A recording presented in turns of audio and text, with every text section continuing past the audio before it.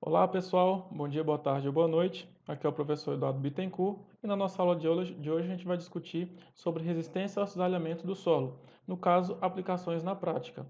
O foco da nossa aula de hoje, pessoal, vai ser demonstrar para vocês como a gente aplica os parâmetros de resistência ao cisalhamento do solo na prática, pois muitas das vezes os alunos de engenharia civil ou profissionais da engenharia civil sabem como determinar esses parâmetros, mas ficam um pouco em dúvida sobre como aplicá-los em obras geotécnicas.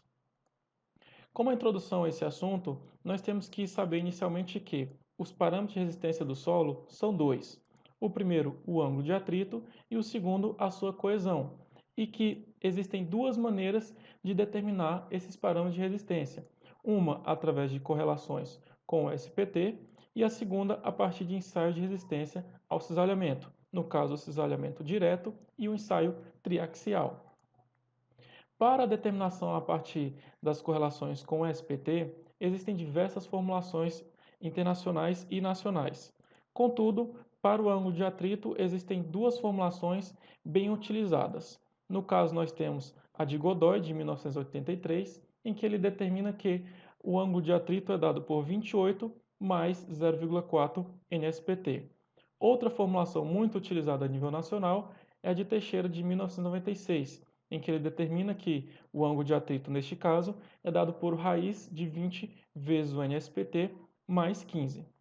Quanto à coesão, existe uma formulação nacional também muito conhecida, que no caso nós temos a de Godoy, de 1983, em que ele determina que a coesão ela é 10 vezes o NSPT.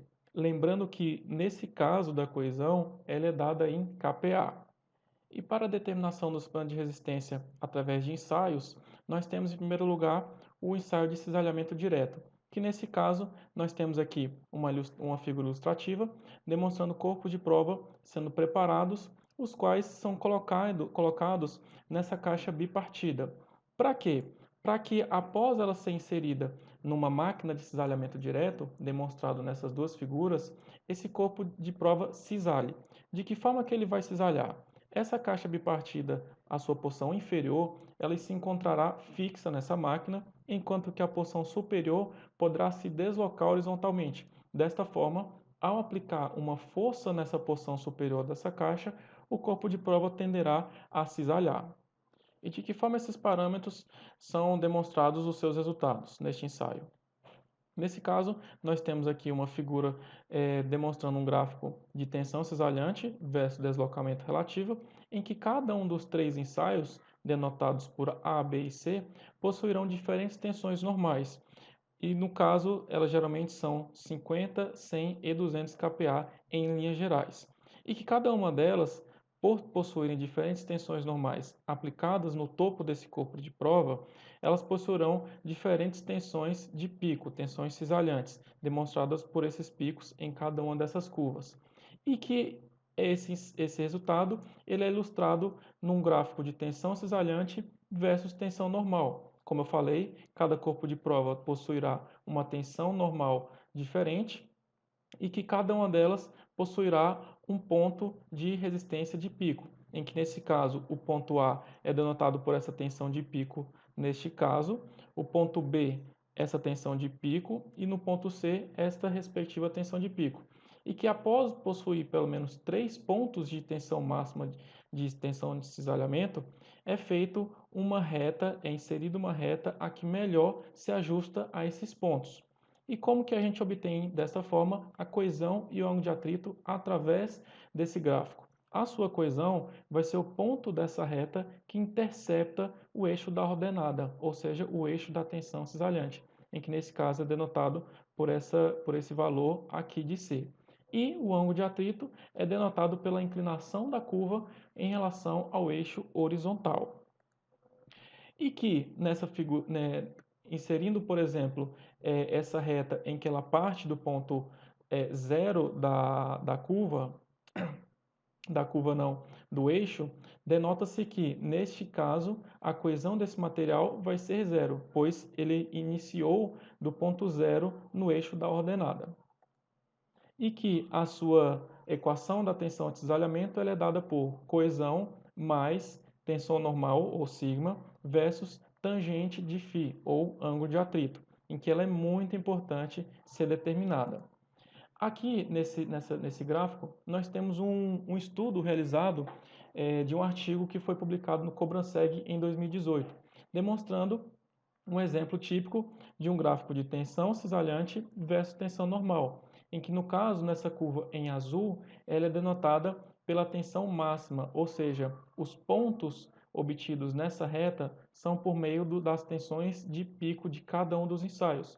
E que essa equação aqui ela é denotada pela tensão de resistência ao cisalhamento do solo, esta equação, em que nós temos aqui o 38, denotado pela coesão, e o ângulo de atrito por 18,78. Esse valor ele é obtido fazendo o inverso da tangente de 0,34.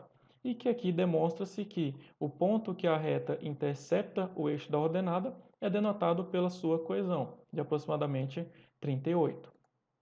Continuando, nós temos o ensaio triaxial, em que nesse caso nós temos aqui figuras ilustrativas de um corpo de prova sendo moldado, no caso uma amostra indeformada. Aqui nós temos uma figura subsequente dela sendo inserida num caixote para levar para o laboratório e que ela pode ser talhada tanto para executar o ensaio triaxial como também o ensaio de cisalhamento direto citado anteriormente, neste caso para amostras indeformadas. E aqui nós temos a máquina de ensaio triaxial, um exemplo ilustrativo deste ensaio. E como seus resultados são demonstrados? Eles são similares aos resultados obtidos pelo cisalhamento direto, em que inicialmente nós temos aqui um gráfico denotado por uma tensão desviatória versus uma deformação axial, em que novamente nós teremos tensões de pico para cada ensaio realizado.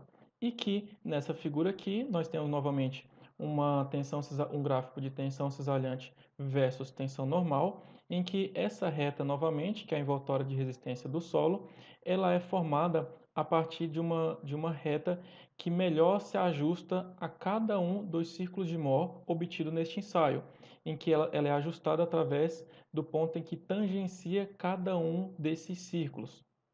E que, novamente, a sua coesão vai ser denotada pelo ponto dessa reta que intercepta o eixo da ordenada, e o ângulo de atrito vai ser a inclinação dessa curva com a horizontal. E, de fato, como esses parâmetros de resistência do solo são aplicados em obras geotécnicas?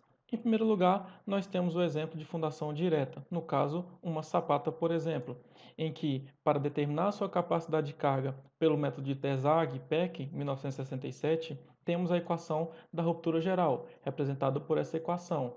E, como demonstrado aqui no início dessa equação, nós temos o fator C, que é a sua coesão. E, em segundo lugar, nós temos os elementos Nc, Nq e Ng. Eles são determinados a partir do valor do ângulo de atrito do material, em que através dessa tabela demonstrado no livro de Fundações Direta, Projeto Geotécnico, conforme o ângulo de atrito aumenta, denotado por esse eixo aqui, os seus fatores de capacidade de carga também irão aumentar e, consequentemente, a resistência do solo também irá aumentar.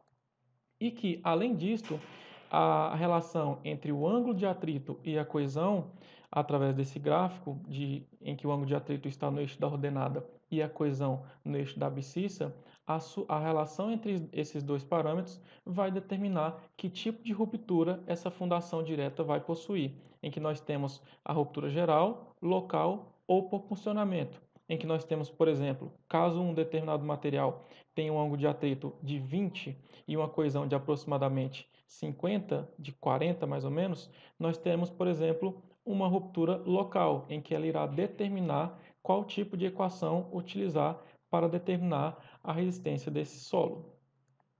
Em segundo lugar, nós temos a estrutura de contenção, no caso, os muros de arrimo, em que nessa figura ilustrativa nós temos um muro de gabião e nessa daqui um exemplo prático de exercício para que a gente faça a análise de estabilidade dessa estrutura, que eu inclusive apliquei na minha última turma.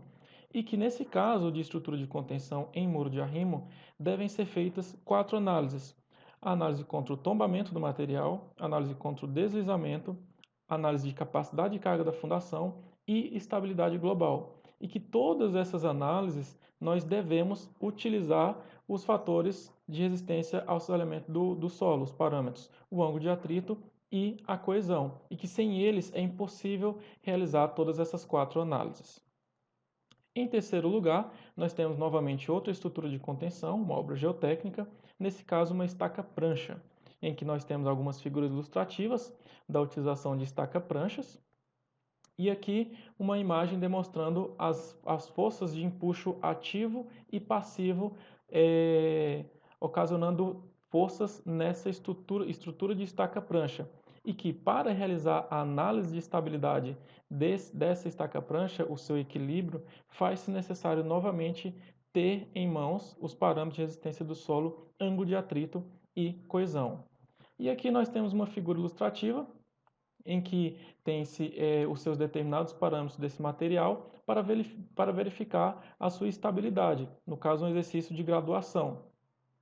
Por fim, nós temos uma quarta obra geotécnica, que é a estabilidade de taludes, em que nós temos aqui uma figura ilustrativa de um talude, no caso um talude não natural, e que para realizar a sua análise de estabilidade, devemos analisar a partir do fator de segurança, que é a tensão de cisalhamento, a resistência de cisalhamento do material, dividido pela tensão de cisalhante mobilizada por esse maciço, em que novamente nós utilizamos a equação de resistência do material, denotada por tensão de cisalhamento é igual a coesão mais a tensão normal versus a tangente do ângulo de atrito desse material. E que as tensões cisalhantes mobilizadas são a sua equação de resistência do solo aplicados os seus respectivos fatores de segurança. Ou seja, é de suma importância que para analisar esse tipo de obra necessita-se dos parâmetros coesão e ângulo de atrito do material. Então a nossa aula de hoje é isso, pessoal. Não se esqueçam que toda semana a gente vai possuir novas aulas de geotecnia, desde geologia até obras de terra, que serão postados novos vídeos toda terça e sexta. E aproveite para se inscrever para não perder nenhum desses vídeos. E até a próxima.